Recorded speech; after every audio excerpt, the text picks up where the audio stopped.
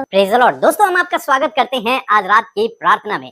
और आज मैं आपसे बात करना चाहता हूं कि अपने परिवार से, अपने जीवन से शैतान को कैसे भगाएं। क्योंकि हमें से बहुत से भाई बहन हैं जो अपने प्रार्थना निवेदनों को भेजते हैं कि उन्हें लगता है कि उनके जीवन में शैतान काम कर रहा है, उनके जीवन में शैतान रुकावटों को, बाधाओं को, बीमारियों को लेकर के आ रहा है, जिसके कारण वो परेशान रहते हैं, चिंतित रहते हैं कि कैसे आखिर इस शैतान को अपने घर से भगाएं, कैसे आखिर इस शैतान को अपने जीवन से भगाएं ताकि वो उनके जीवन में कोई कार्य न कर सके। तो आज मैं आपको बताऊंगा कि कैसे आप उस शैतान को अपने जीवन से भगा सकते हैं, अपने परिवार से भगा सकते हैं, ताकि वो आपके जीवन में कोई भी काम न करे। एक वचन हम लोग पढ़ेंगे, याकूब की किताब उसका 4 अध्याय और 7 पद, जहां पर कुछ इस प्रकार से लिखा है, इसलिए परमेश्वर के अधीन हो जाओ और शैतान का सामना करो, तो वह तुम्हारे पास से भाग निकलेगा।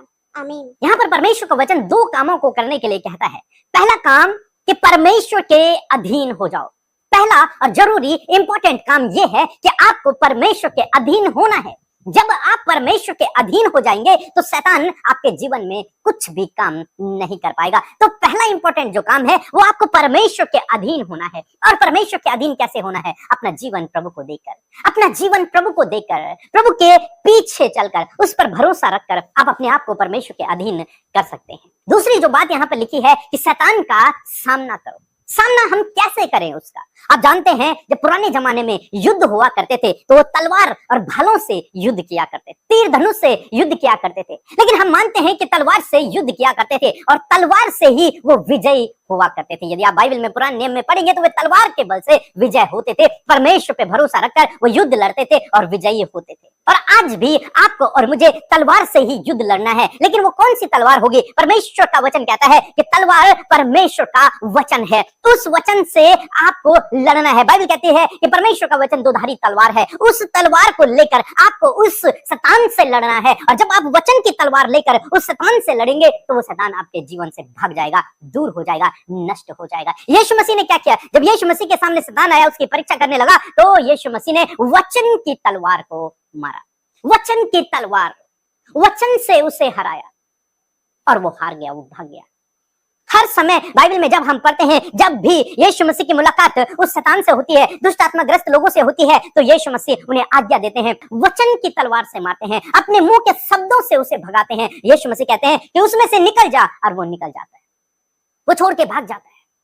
क्यों? क्योंकि वचन की तलवार बहुत पावरफुल है, बहुत सामर्थी है। आपको भी यही करना है, आपको परमेश्वर के वचनों को लेना है, यीशु मसीह के वचनों को लेना है और उन्हें बोलना है उस शैतान के विरोध में। यानी कि आप यीशु मसीह के शब्दों को भी दोहरा सकते हैं कि उसमें से निकल जा, हमारे परिवार से निकल जा, मेरे जीवन से निकल जा। और जब आप यीशु मसीह के शब्दों के अनुसार उसे आज्ञा देंगे तो आपके जीवन से भाग जाएगा, निकल जाएगा। परमेश्वर के वचनों से उसे हराएं। वो आपको देखकर नहीं डरता, वो आपकी आवाज को देखकर नहीं डरता, वो आपके ज्ञान बुद्धि को देखकर नहीं डरता।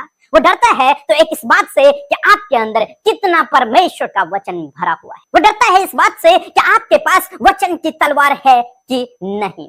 और यदि आपके पास वचन की तलवार है तो आपके सामने टिक नहीं सकता, वो आपके सामने फिर कुछ नहीं कर सकता, वो फिर डर जाएगा, घबरा जाएगा, भाग जाएगा, क्योंकि वो तो निकम्मा है, उसके पास कोई काम नहीं है। यीशु मसीह ने उसे हरा दिया है, कुचल दिया है, अब वो किसी काम का नहीं है, केवल इस कि वो आपको डराए।